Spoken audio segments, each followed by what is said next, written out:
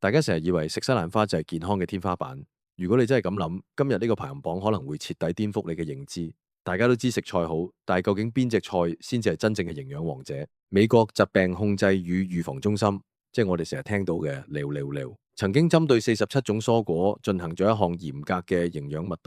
度評分，結果發現我哋平時捧到上天嘅西蘭花喺呢份健康名單入面，竟然只係排喺第7位，而排喺第1名嗰種蔬菜，甚至攞到咗100分嘅滿分，仲被醫學界譽為癌症殺手。可惜嘅係，好多人嫌佢陣味怪，或者覺得佢只係伴碟，平時見到都唔中意食。今日我就要同大家一齊揭開呢個全球10大最健康蔬菜嘅真相。我哋由第10位開始，逐一拆解，睇下你平時食開嗰啲有冇上榜。排喺第10位嘅係椰菜，即係好多人叫嘅君達菜或者豬乸菜，其實喺香港嘅街市唔難見到佢。佢啲葉大大塊，梗嘅顏色仲好鮮豔。椰菜之所以能夠入選全球10大，係因為佢含有極高嘅維他命肽。對於骨骼健康非常之重要，好多老人家去到60歲或者70歲之後，骨質密度會急劇下降。呢個時候，除咗補鈣，維他命肽就係幫你留住鈣質嘅關鍵。而且椰菜入面嘅甜菜紅素係一種好強嘅抗氧化劑，可以幫你清除體內嘅自由基。雖然佢陣味可能有少少澀，但係只要你用蒜頭起鑊快炒，或者攞嚟滾湯，營養價值其實高過好多名貴嘅補品。跟住落嚟第9位，可能好多人都估唔到，竟然係甜菜葉。平時大家食甜菜根，多數係攞個紫色嘅根嚟榨汁或者做沙律，但係其實嗰啲被你丟棄嘅葉，營養價值仲高過個根。甜菜葉富含鉀質、鎂質同埋纖維素，對於降血壓有明顯嘅幫助。如果你平時食得太鹹，體內鈉含量太高，容易引起水腫同埋高血壓，咁甜菜葉入面嘅鉀就可以幫你平衡反翻。喺營養學嘅角度睇，甜菜葉嘅抗炎作用非常之出色，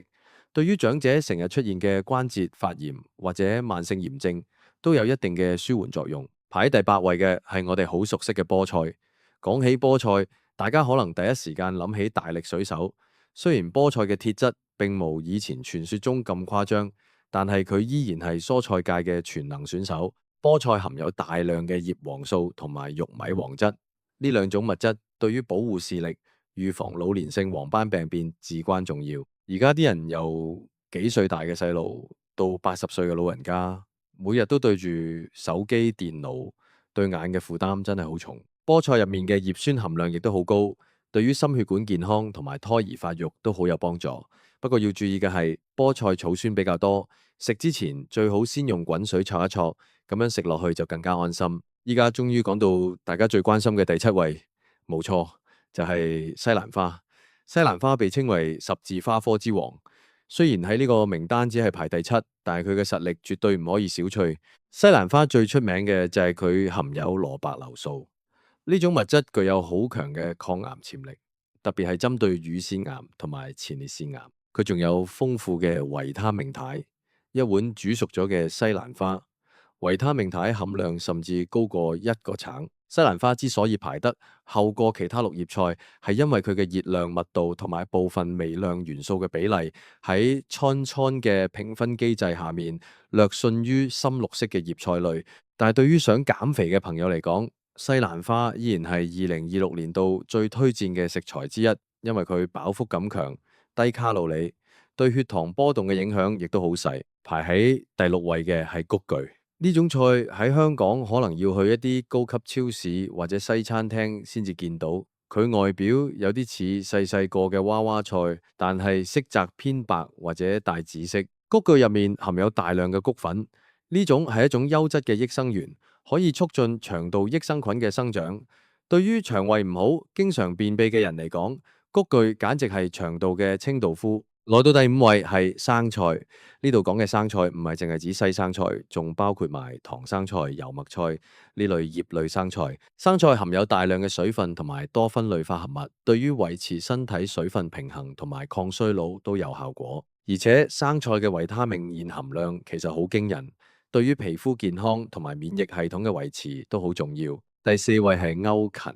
即係我哋成日講嘅番菜。好多人以為佢只係碟邊嘅裝飾，其實佢係營養寶庫，佢含有極高嘅維他命同埋維他命酮，仲有一種叫做芹菜素嘅黃酮類物質。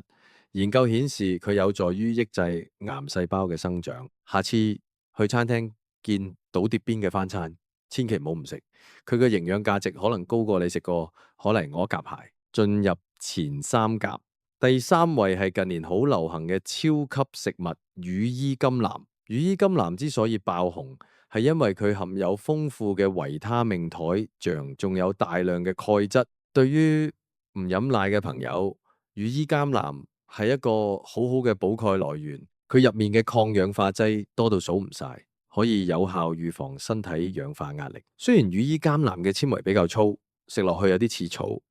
但係只要你將佢攞嚟整沙律，或者同生果一齊打成綠拿鐵，味道其實幾清新。排喺第二位嘅可能令你大跌眼鏡，竟然係大白菜。你冇聽錯，就係嗰啲平時幾蚊斤嘅大白菜。喺粗嘅營養密度評分入面，大白菜攞到咗90幾分嘅高分。佢含有豐富嘅鈣、鐵、錳、鎂等礦物質，而且維他命糖群嘅含量亦都非常平衡。大白菜最厲害嘅地方係佢性平，基本上任何體質嘅人都食得。而且佢嘅膳食纖維非常細膩，唔會傷胃，係名副其實嘅平民醫生。最後終於要揭曉第一名，攞到100分滿分，排喺全球最健康蔬菜首位嘅就係西洋菜。西洋菜喺好多西方國家被視為超級蔬菜，喺我哋香港，大家最中意用佢嚟煲生魚湯。西洋菜之所以係癌症殺手，係因為佢含有一種叫硫代葡萄糖苷嘅物質。當你咬碎西洋菜嘅時候，呢種物質會轉化為二硫氰酸鹽，具有極強嘅抗癌活性，特別係對肺癌同埋消化道癌症有顯著嘅預防作用。佢仲有助於降低血壓，保護心血管健康。可惜嘅係，好多人覺得西洋菜有一股特殊嘅辛辣味，或者覺得佢喺水邊生長好似好污糟，所以唔中意食。其實只要清洗乾淨，無論係滾湯定係清炒，佢嘅營養價值都係無可替代嘅。講咗咁多，大家有冇發現，其實最健康嘅蔬菜往往就喺我哋身邊，而且價錢一啲都唔貴。由第10位嘅西菜到第1位嘅西洋菜，佢哋每一種都有獨特嘅健康功效。特別係對於依家呢個生活節奏飛快嘅時代，大家喺2026年度嘅飲食規劃入面，真係要考慮加入多啲呢類深綠色蔬菜。大家可能會問，點樣食先至可以吸收到最高嘅營養呢？其實唔同嘅蔬菜有唔同嘅處理方法，好似西蘭花同埋西洋菜呢類十字花科蔬菜，最好就係用低溫蒸嘅方法，蒸大概3到5分鐘，咁樣可以保留到最多嘅抗癌活性物質。如果你長時間用大火煮或者燜，雖然味道會入晒味，但係好多維他命同埋酵素就會被破壞晒。另外，針對排喺第1名嘅西洋菜，雖然佢係營養冠軍，但係因為佢屬於水生植物，所以大家喺處理嘅時候一定要注意衛生。喺香港嘅街市買翻嚟之後，最好先用清水浸泡15至20分鐘，然後沖洗乾淨。如果你想達到最好嘅抗癌效果，其實西洋菜可以嘗試用嚟做沙律或者輕微焯水。但係如果你體質偏寒，咁就建議加幾片薑片落去一齊煲湯，咁樣就既可以吸收營養，又唔會太過涼。再講反西蘭花，點解佢咁受歡迎，但係評分只係排第7呢？其實呢個名單係根據每卡路里所含嘅營養素嚟計算嘅。西蘭花雖然全面，但係相比起啲薄葉菜，佢嘅營養密度喺某啲特定維他命上邊就冇咁集中。不過對於想要增肌減脂嘅後生仔嚟講，西蘭花依然係不可替代嘅。好多20-30歲嘅健身人士，每日嘅餐單入面一定會有西蘭花，就係因為佢嘅性價比極高，而且可以幫身體排毒。而對於40歲或者50歲以上嘅朋友，我會更加建議你多啲食排喺榜單前列嘅大白菜同埋菠菜。大白菜對腸胃嘅負擔好細，而且可以幫助潤腸通便，預防大腸癌。菠菜就對保護眼睛同埋預防認知障礙有好大嘅幫助。其實食得健康唔代表要食得好貴。呢份名單入面好多菜，好似大白菜、生菜、西洋菜，喺我哋街市都係幾蚊一斤。健康嘅關鍵唔係在於你食咗幾多名貴嘅補品，而係在於你有無持之以恆咁樣去食呢啲天然嘅食物？如果你平時好偏食，淨係中意食肉，或者淨係中意食嗰一兩款菜，咁我就建議你由今日開始試下挑戰呢個十大名單。可能你以前唔中意食西洋菜，但係諗到佢係癌症殺手，兼且係營養滿分嘅冠軍，或者你可以試下用佢嚟滾個肉片湯，慢慢適應佢陣味。喺呢個充滿壓力同埋污染嘅環境入面，我哋唯一可以掌控嘅就係我哋塞入嘴入面嘅食物。希望今日呢份全球十大最健康蔬菜嘅名單可以幫到大家喺買呔嘅時候多一個選擇，唔好再淨係識得買西蘭花啦。記得多元化嘅飲食先至係維持健康嘅不二法門。西洋菜雖然好，但係你都要搭配埋其他蔬菜，例如羽衣甘藍嘅鈣質或者甜菜葉嘅鉀質，咁樣你嘅身體先至可以得到最全面嘅保護。最後想提醒大家一聲，雖然呢啲蔬菜好健康，但係如果你本身有腎臟問題或者正在服用凝血藥物嘅朋友，食呢類富含維他命同埋鉀質嘅深綠色蔬菜之前，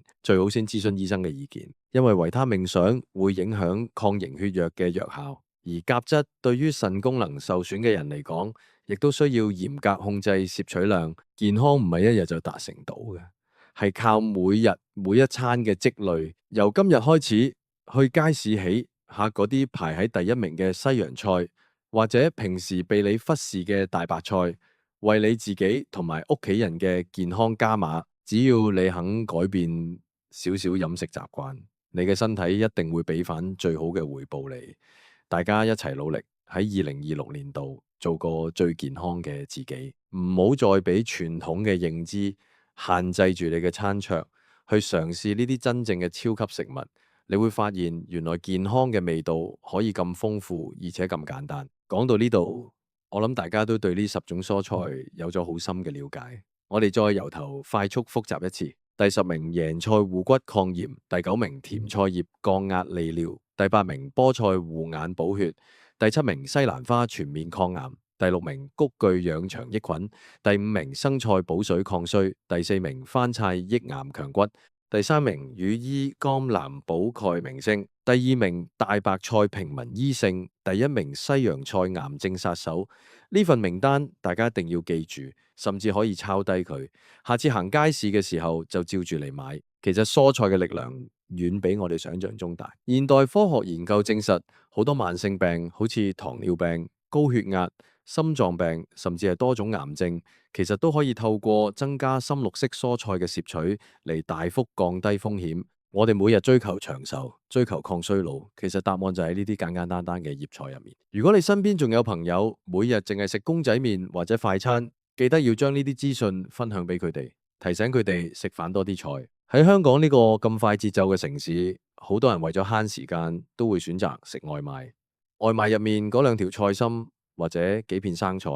其實遠遠唔夠支撐你身體嘅營養需求。如果可以嘅話，就算幾忙都好，每個禮拜抽2-3晚自己煮飯，滾個西洋菜湯，炒個大白菜，呢啲小動作就係對自己身體最好嘅投資。健康嘅人生唔係靠運氣，係靠選擇。當你選擇咗將呢10大健康蔬菜放入你個購物籃，你就係為你自己嘅未來買咗一份最好嘅保險。唔好再嫌西洋菜陣味怪，唔好再覺得羽衣甘藍食落去似草。試下去欣賞佢哋嘅原始味道，你會慢慢發現，當你身體變得輕盈咗、精神好咗嘅時候，呢啲蔬菜就會變成你最中意食嘅美味。我希望大家聽完呢段分享之後，真係可以行動起身。唔好只係聽咗就算，聽日去街市就買其中2-3種翻嚟試下。如果你屋企有細路仔唔中意食菜，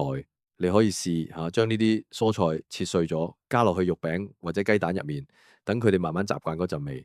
健康嘅種子要由細就種落去。最後祝大家身體健康，餐餐有菜食，由內到外都散發住健康嘅光彩。